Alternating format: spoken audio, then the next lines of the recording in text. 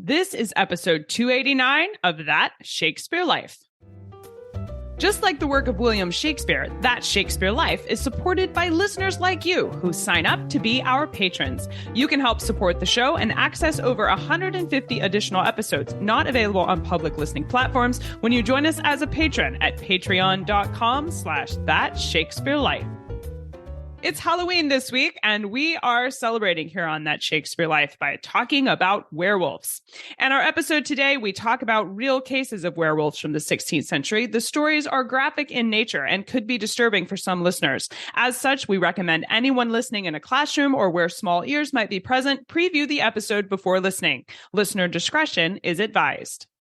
Hi, I'm Daniel Blank, assistant professor at Durham University and author of Shakespeare and University Drama in Early Modern England. Another great method for studying the life of William Shakespeare includes listening to this. It's That Shakespeare Life with my friend Cassidy Cash.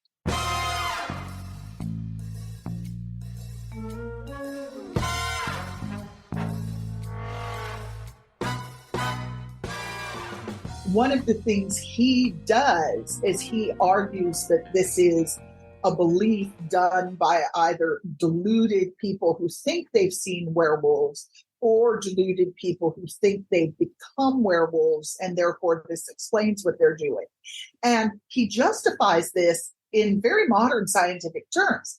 Essentially, he argues that the seed of a human soul is in the brain. Now, that was really debated at the time, but seed of the human soul was in the brain. And as he points out to his audience, you compare the size of a human's head and brain pan, and you compare the size of a wolf's brain pan. There is no way a human could transform into a wolf. Welcome to That Shakespeare Life with Cassidy Cash. Cassidy believes that if you desire to successfully learn or perform Shakespeare's plays, then understanding the real life and history of William Shakespeare himself is a must. That Shakespeare Life is the podcast that helps you go beyond the curtain of some of Shakespeare's most iconic works and explore the world of early modern England as Shakespeare would have lived it, learning from the writers, historians, and performers who know it best. And now, here's Cassidy. Far before the time of Shakespeare, there was a prevalent belief in the creatures known as werewolves, or lycanthrope, as they are called in the ancient world. This belief saw a large increase by the 16th century, with people believing werewolves were humans capable of shape-shifting into the form of a large and evil wolf, desiring to consume other humans, and particularly children, by the light of a full moon.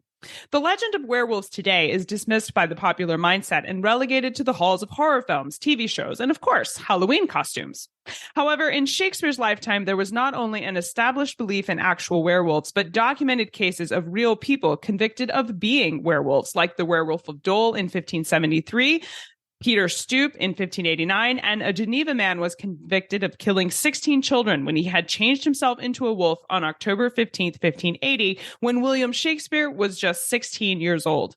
Here today to share with us the history of werewolves in Shakespeare's England and details about some of the surviving documentation we have about real werewolf cases in Europe is our guest and author of Werewolves, Witches, and Wandering Spirits, Kay Edwards. Dr. Catherine Edwards is professor of history at the University of South Carolina. She has published widely in the history of daily life, folklore, and religious belief and practice in Europe from 1400 to 1700, and is the author of Werewolves, Witches, and Wandering Spirits, which she joins us today to discuss. She's also written multiple other books on folklore and the supernatural, and we've provided a link where you can learn more about Kay and see some of the other publications she's written in the show notes for today's episode. Hello, Kay. Welcome to That Shakespeare Life. Hello. Thank you very much for having me. So glad to have you here. This is an interesting topic, I think, given the number of cases where real people were convicted in a court of law of being werewolves. What was the legal criteria for evaluating whether or not someone was a werewolf? It depended on where you were. If you're in England, there are certain criteria. If you're in France, there are others. Because there's so many different law codes in Europe in the 16th and 17th centuries. There were pretty much no valid reasons you could find in English law to convict people for being a werewolf. In French and in the various laws in the Holy Roman Empire, it was many of the same things that would convict people for being a witch. And in fact, witchcraft and werewolfism were often linked because the whole idea of being able to change your physical form. That being said, in many, many cases where people were accused of being able to change their physical form, at least the theologians or the theorists writing about it actually said that it was delusional, that this is something that they had in their mind, or that they, through their magic, might have been able to convince people that they were werewolves, but that they actually weren't doing a full transformation. That's what makes the few cases where they're convicted for being a full transformation werewolf so dramatic.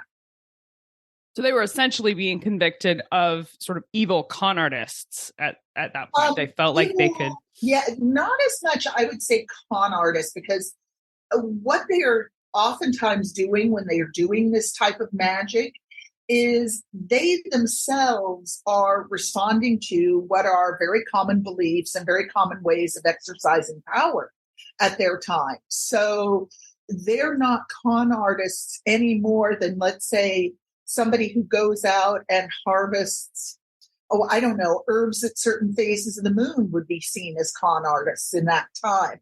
The big trick is how dangerous these things might be perceived as being. And that's where things like full physical transformation or making people think they have full physical transformation is seen as dangerous. In researching this episode, I wanted to see the people convicted of being werewolves as victims of societal superstition. However, right. In many of the documented werewolf cases, the people involved are confessing to the crime. And in some instances, like there's a man in Geneva who killed 16 children by supposedly turning into a wolf in 1580. And he was actually caught in the act of cannibalism. But Kay, how do we explain cases of werewolves when looking at the evidence? It looks at face value like werewolves were real, or at least that those called werewolves were actual criminals, not actually wolves. Part of it is and this is something in my classes on magic and witchcraft and such, I always have to talk about. You have to break away from modern terms and modern assumptions about how the world works. And basically, in this time period, kind of powers that are regarded as beyond those of a normal person, like I presume you and me, are perceived as just kind of being imminent in the world and accessible in the world and can influence things in the world. So when you have a question of somebody who, for example, you take the Geneva case where he's convicted on cannibalism, there are a lot of ways you could argue that, let's say, that person is like a mentally disturbed serial killer in the modern world. But the idea that he is behaving like a wolf, preying on kind of younger, more defenseless, smaller members of the community works as a perfectly good explanation for a large part of society, because nature is believed to be that mutable and that, to use the term we would use, magical. Things can happen that don't fall within a modern frame of reference, and they can happen that way for a wide variety of reasons. At least that's the idea of people at that time. Previously on That Shakespeare Life, we've discussed cases of hypertrichosis, where the body is excessively covered in hair. And while some scholars have suggested this condition could be what causes convicted serial killers to also be accused of being werewolves, the cases of hypertrichosis we looked at on our show were people seen as curiosities, and they were actually put on display for entertainment, and they definitely were not seen as things to be feared. And they were specifically not accused of being werewolves, as I had expected they might have been. Kay, can you tell us about the medical community's response to werewolf cases? Was lycanthropy ever looked at as a disease, considered to be transmissible, or defined by a set of observable symptoms, or even assigned certain treatments? No, it's a good question. Let me try and break it down. The question of how do you become one? if you will. How do you define one? And then how do you treat one? How do you become one is, I tend to think of it as the $5 million question. There isn't a consistent, coherent explanation for how some people are. They just kind of are. In part because, particularly if you're dealing with Central and Western Europe, there aren't actually a lot of werewolf cases. The whole idea of physical transformation into animals in this kind of way tends to be further like a Scandinavian idea, and some Germanic and English in some cases, but even then it's rare cases. So how do you become one? It's not really clear. Why, what medically, if you will, might be wrong with them. The kind of catch-all explanation for these sort of things, particularly this sort of mass murder, is melancholy. If you're thinking of this in terms of it, melancholy, again, was a catch-all term tied to ancient Greek and Roman forms of diagnosis that have been developed over centuries that roughly equates to what we would think of as depression or some sort of repressive mental disturbance. There are a whole series of other illnesses in the modern world that could be equated to. So it doesn't work as a modern medical diagnosis. So in modern terms, we've taken that melancholy and essentially broken it down into specificities a whole bunch of different. So it's an umbrella. You should think of it definitely as an umbrella term for just a wide group of things. Okay. And another, reason that they would often describe somebody as being lycanthropic is demonic possession or demonic obsession. Essentially, the kind of devil made me do it sort of explanation, which sounds like a flip and a throwaway. But people, particularly in the 16th and 17th century, when there were these major lycanthropy trials, firmly believed the devil and devils in general were active presences in their world. So they actually did things immediately to people. So those would be very common reasons. And those would be given by the scientific community. And in fact, one of the interesting things I find in talking about lycanthropy is how it gets integrated into this whole field of study of the kind of evil preternatural, that is, things that are natural in this world, but beyond ordinary human understanding, that is basically led by demonology. And so you find little slices of information about things like werewolves in these 400, 500, 1,000-page demonological treatises. In fact, one of my favorite lines about werewolves comes from one of these who was a kind of a member of the chief judicial court in eastern France, in the Franche-Comté area, where there were perceived to be just dozens of these, of course. And one of the things he does is he argues that this is a belief done by either deluded people who think they've seen werewolves or deluded people who think they've become werewolves, and therefore this explains what they're doing. And he justifies this in very modern scientific terms. Essentially, he argues that the seat of the human soul is in the brain. Now, that was really debated at the time, but seat of the human soul was in the brain. And as he points out to his audience, you compare the size of a human's head and brain pan, and you compare the size of a wolf's brain pan. There is no way a human could transform into a wolf without losing some of its brain, therefore some of its soul. And since humans cannot lose some of their soul, according to this person, scientifically, a human cannot physically transform into a wolf because they lose their soul because the brain pan is too small. That is one of my favorite explanations for why you can't have werewolves. It's such a loaded look at the scientific perspective of the world. Exactly. Right there. I mean, I just love it. My students always kind of crack up and shake their heads because I get a lot of science students in my magic and witchcraft class too. And they're just like, wow. You talking about treatises on demonology, I think we have to bring up James I of England. In his publication called Demonology, he described werewolves as victims of delusion induced by, quote, a natural superabundance of melancholic, end quote. There you go. Yeah, exactly what you've been telling us. Now, Kay, his description sounds like it could be a case of psychopaths or a paranoid personality disorder or these other psychological diagnoses often given to serial killers today. But I wonder if there was any analysis done on the cases from Shakespeare's lifetime about werewolves to look at whether or not there were parallels with documented psychological conditions. I know they saw it all as melancholy, but have we looked at it since then to be able to identify these cases in modern terms? People try to do that. I have a very strong reaction against that. Let me explain why.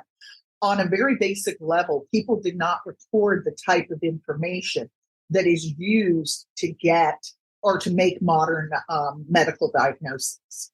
Moreover, clearly we didn't have the type of laboratory testing and things like that. So what you often get when you read about this, and this gets done for early studies on various plagues that go around, it gets done when people are talking about the roots of ideas about vampires and things like this, that people basically project either a 20th century symptomology on people from the 14th, 15th, 16th centuries, or they complain about how stupid people were at that time because they didn't take down the same type of information that a modern scientist might want, or they make very, very broad presuppositions. Usually, I hate to say it, that reinforce their own ideas about what medical procedures are. You get real medical doctors from the 21st century looking at this, they kind of go. So I always very much argue we should try to take things in their own terms and to try to understand how medical practices at that time actually are shown in the way they talk about these various cases. And when it comes to cases of lycanthropy, they're seen as delusional in this idea of melancholy, or they're seen as demonic. And both of those are regarded as just as scientific at that time as anything that we could come up with, linking it to, I don't know, some sort of, psychopathy, some sort of sociopath, anything like that. In 1573, Giles Garnier was convicted of being a werewolf and even became known as the Werewolf of Dole. Okay, this moniker sounds like names we give serial killers today. Was Giles Garnier a serial killer? And what can you tell us about his case? Was Garnier a serial killer? Not in the sense if you really study how modern serial killers work and the psychology involved and things like that. One of the most fascinating things I ever did is the person who was in charge of the FBI serial killer, I don't know what you want to call it, branch, office, etc., spoke at the school I first worked at. And it was fascinating to compare his statements about how this works and how they study it versus cases like this.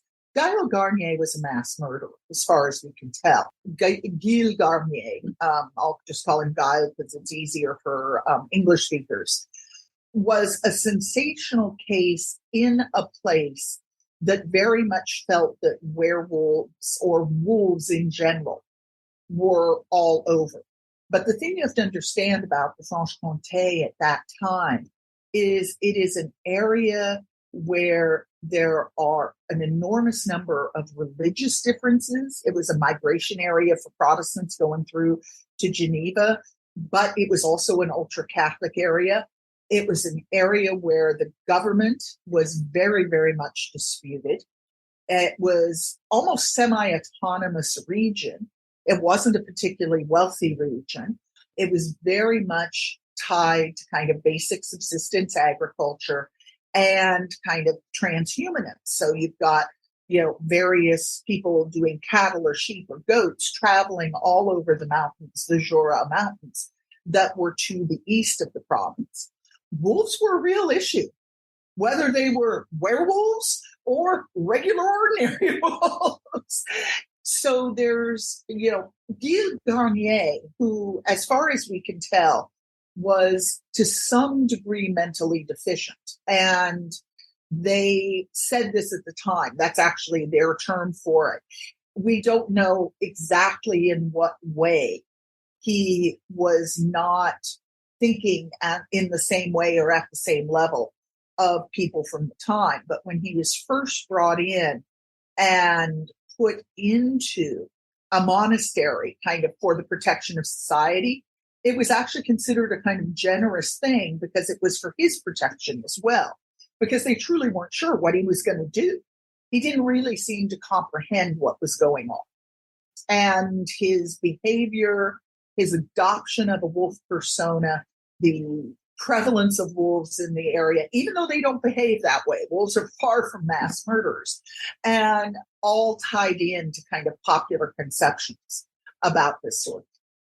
That was my next question, actually, was about the presence of actual wolves. Is there a consistency to that where we see the werewolf stories coming up or people being accused of this? Are they in areas where wolves are native to those areas and actual animal wolves were also attacking people to provide fuel to some of these beliefs about werewolves? Yes and no. Okay. Certainly, they usually tend to happen in areas werewolves and werebears in particular, or any sort of were animal that people transform into, are in areas where that animal is prevalent. And in the case of werewolves in particular, they were in areas, usually mountainous areas, where you're going to get a lot of these accusations. Further in kind of eastern provinces, so more over in the eastern parts of the Holy Roman Empire, for example. Yeah, where there were wolves, you were much more likely to get werewolf stories. Did wolves take children, livestock, whatever? As far as we can tell, yes, they did. Was there a kind of conscious campaign? Is this something that wolves do with any of the sort of focus that you see in werewolf stories? Absolutely not. Anybody who kind of studies the modern kind of, what do you want to say, behavioral practice of wolves. What happens is the image of the kind of alpha predator in the area gets projected onto a human being who is seen as embodying the kind of worst of the traits that human society is projecting onto that predator. It becomes a kind of almost synonymous thing. And as far as we can tell, the people who are accused of being a werewolf and who accept this identity, in fact, even self-identify, in part are doing it because they've been told their behavior is this way, but also because it represents a certain power. Well, the last case of werewolves that I want to bring up and get your opinion on today is one of the most famous werewolf trials in history that actually happened during Shakespeare's lifetime. It happened in 1589, and that's the case of Peter Stumpp, also spelled Stumpp. So I'm not sure about my pronunciation there, but can you tell us why his story was so famous? At a basic level, I hate to put it this way, it happened to get noticed and translated. The Guy Garnier case, as a case of comparison, was just as horrific, if you will, of a mass murder. But because of the location of the Peter Stumpp case, it was in an area where there were greater trading networks. It was an incredibly sensationalistic case. And printers printed what they thought would make money. And there was a huge international trading network in these kind of short pamphlets that talk about really sensational and gross cases. I use a lot of those when I studied beliefs about ghosts, for example. And so the Peter Stumpp case could very quickly be translated and find a market in, German, English, French, the Dutch. There were all sorts of markets for this. And these would vary, they had peddlers with backpacks. They sent chests across the English Channel. And once these things get translated and distributed, there was no copyright protection. So if printers thought they had a market, they go buy one from their neighbor and take it and reprint it. And there you go. So cases like this could get really, if they were sensational or not, they could really appeal to a mass market very, very quickly. Summarize his story for us and tell us, why was it so fantastic? what he was Peter Stumpp was a German farmer who, in the late 1580s, is accused of killing, is it somewhere 25, 40? I'm probably mixing the number up. I hate to say it, with Garnier. That is, bringing in these children into his town, in a small town near Cologne. And Cologne was, again, a major trading center in northwestern Germany on the Rhine. What Peter Stumpp apparently seems to do is to kind of keep, in the course of his being out in the farm work and taking care of his crops and his livestock, he doesn't just seem to slaughter his own livestock aimlessly, but the accusations are that Peter Stumpp craves not only the blood of livestock, and the blood of livestock would have been considered a completely legitimate thing to do, but he craves the blood of men, women, and children. And in fact, as the accusations kind of take off in it's 1588, something like that, when he's an older gentleman, he is even accused of having killed his son to feast on the son's blood. The thing with the Peter Stumpp case, he is eventually convicted. He's convicted of, now that I remember and go through this again, killing approximately 20 people, most of whom were children, but there were also women. And what made this even more kind of grotesque is some of the women were pregnant, and he was accused of not only killing them, but tearing the fetus out of their stomachs. This kind of insatiable craving was described in the trial records as kind of animal-like. The trick with it, however, and part of why the Peter Stumpp case was so sensationalized, is that a lot of the things that Stumpp is accused of, aside from this kind of werewolf, this animal wolf-like behavior, is he very much talks about a lot of the things in the way a witch would have at the time. So, for example, his power to transform into a wolf, which gave him the strength to do all of these horrible things, according to Stumpp's own testimony, was given to him by the devil. He describes, again, in his own testimony, how he meets with the devil, how he has sex with a succubus sent to him by the devil, how he had attended Sabbaths, that is, mass meetings of witches or people who were servants of the devil from the time he himself was in his early teens. It kind of goes on and on like this. His activities really fit into what scholars of witchcraft talk about the collective, the collective belief in witchcraft, the whole series of components that were involved that made people be accused of witchcraft and made witchcraft be seen as such a horrible crime. So in this case, Peter Stumpp or Stumpp, depends on what of the many spellings you want to use. Part of why he was so sensational is his claim that he did these crimes as a werewolf.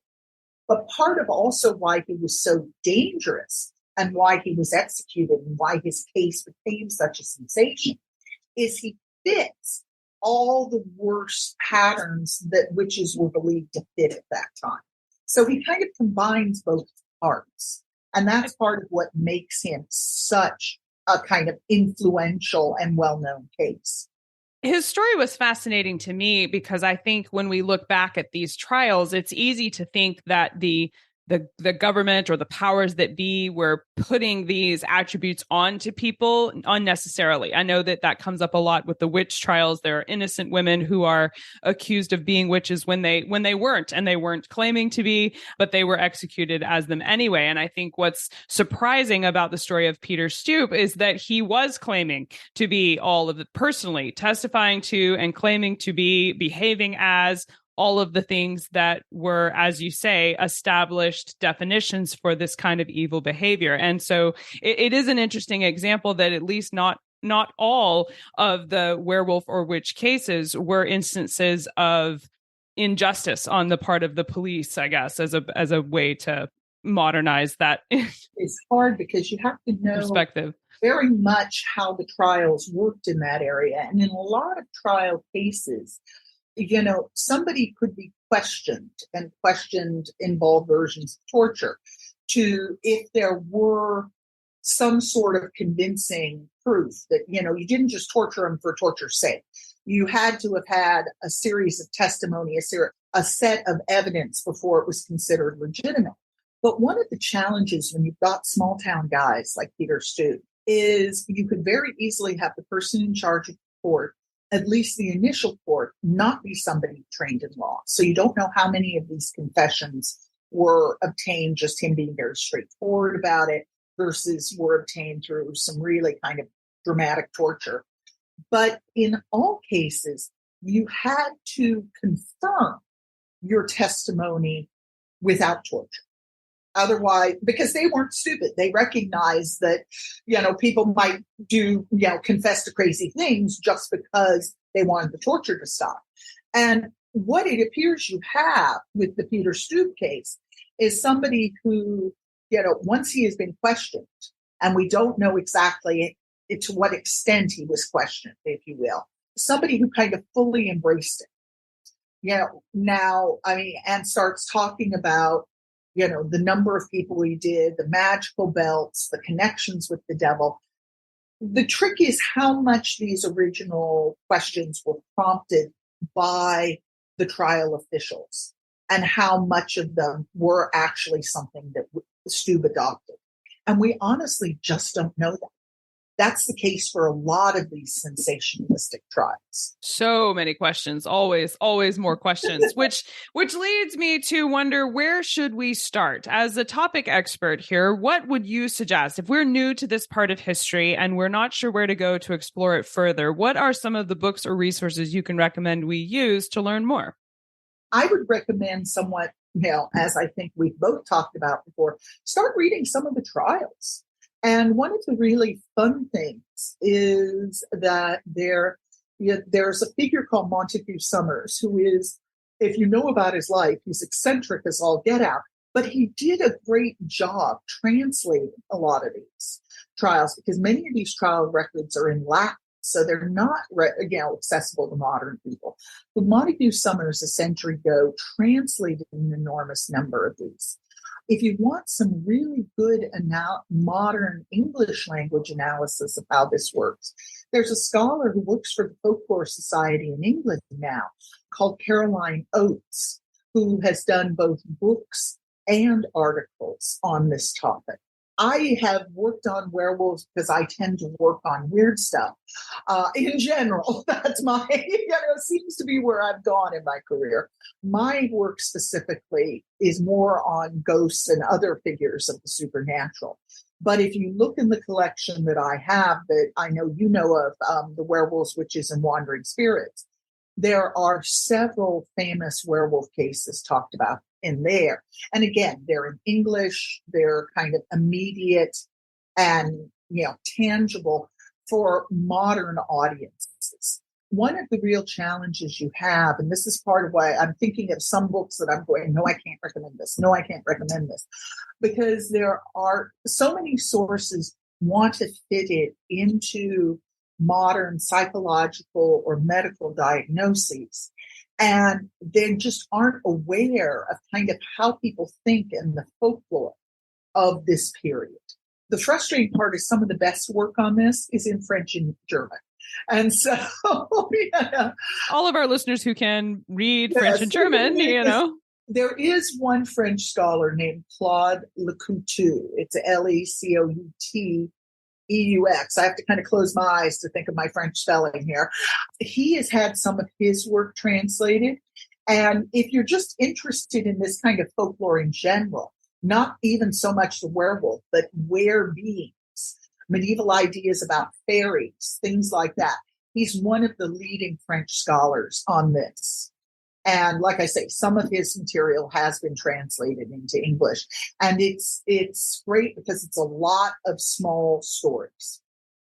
Those are fascinating resources. I know I read French, so I'm excited to go check out at least some of the French resources. But having the translation is helpful too, because sometimes you just need it in your native language. Oh, wow. Yeah. All of these resources we will link to in the show notes for today's episode. So make sure you hang on at the end for the link for where to find those, and they'll be easy to find, and you can just click and go directly to the right thing. Now, Kay, we ask everyone this next question here on That Shakespeare Life, and that's, what's the one book you would take with you on a deserted island? My friends in England tell me I'm supposed to allow you the complete works of Shakespeare and a copy of the Bible, so your choice would be in addition to those. Oh, gosh. Well, I'm kind of sitting here going, should I come up with an academic book, or should I come up with a book that I would be reading over and over again? And I'll do the book I read over and over again, because it goes both popular and ties into my academic. Neil Gaiman and Terry Pratchett's Good Omens. Oh, that's a great one. Yeah, and not the BBC thing. The BBC thing was fine. But the more you know about this type of ideas about apocalypticism, ideas, about kind of British culture, ideas about the supernatural, the more you will get a kick out of that book. So it only enhances the experience having listened to the show. As a specialist, I love this stuff. Then again, I'm a fan of both of those. And so when they wrote together, it was kind of thank you. I think that's an excellent choice for your deserted island. Absolutely. So what's next for you? What are you working on now that you're excited about? Well, actually, what I've been working on for a while, and the werewolf stuff came out of it, I have been working on a history of European beliefs in ghosts from the Black Death, so that about 1300, 1350 to the Enlightenment, so the early 1700s. My current project is sitting on my desk. It's about 950 pages that I have to edit down, but it is European-wide, and I've been working on that. I'm also finishing up a collection that I'm editing of about 20 articles by scholars from all over the world, actually, on beliefs about the devil and devils in general in Europe from about 1100 to 1700. This is why I joke. I work on weird stuff. One of my biggest friends calls me the ghost lady by now, I never, ever would have expected this in graduate school. The things they don't tell you in college, right? Oh, well, no. I was in graduate school, one of those people firmly convinced that this stuff isn't real history. And now I'm like, and I have made my career. And we've built a whole career on it. I think that's fabulous. Kay Edwards, thank you so much for coming here today and sharing with us a slice of this incredible, fun, weird, and ghostly history. I have really enjoyed talking with you. Thank you for being here. Thank you. If you like the show today, be sure to let us know about it. Drop us a comment and a rating on the platform you're listening from today. If you would like to see some visual history that goes along with the topic we're talking about today, including some woodcuts of Peter Stumpp and some of the other werewolf cases that we talked about today, along with some of the court documents and even some other archival research that we've packed together that coordinates with the werewolf history you're learning about today, then please check out the show notes. You can find links to all of these bonus history extras, as well as direct links to the resources that Kay recommends you use if you want to learn more. That way you don't have to go searching the internet to try and find these obscure references, because we'll have direct links to them right from the show notes. Find all of these things at CassidyCash.com/episode 289. That's CassidyCash.com/EP289. Now, if you like walking around through the 16th and 17th century and exploring what the court cases, supernatural beliefs, and the inside of a playhouse were really like for the life of William Shakespeare, then you will really enjoy joining us as a patron. Over on Patreon, there are over 150 additional episodes of our show available in the back catalog, and you can listen to as many as you want from the patrons-only RSS feed. In addition to our back catalog, there's also other benefits available for patrons, including bonus episodes we only share with our patrons, along with a video library of documentaries, animated versions of the play, and so much more. There's even classroom resources like worksheets, lesson plans, and other bonuses available there. Find all of the good stuff at patreon.com/thatshakespearelife. That's patreon.com/thatshakespearelife. That Shakespeare Life is researched and produced by me, Cassidy Cash. Our audio engineer is Gary Mayholm. That's it for this week. Happy Halloween from all of us here at That Shakespeare Life. Thank you for listening. I'm Cassidy Cash, and I hope you learned something new about the Bard. I'll see you next time. Bye-bye. Thank you for listening to That Shakespeare Life. As always, the best conversations happen after the episode over at CassidyCash.com. Become a part of a vibrant Shakespeare conversation by adding your voice over at the website. Until next time, remember, when you want to know William Shakespeare, you have to go behind the curtain and into That Shakespeare Life.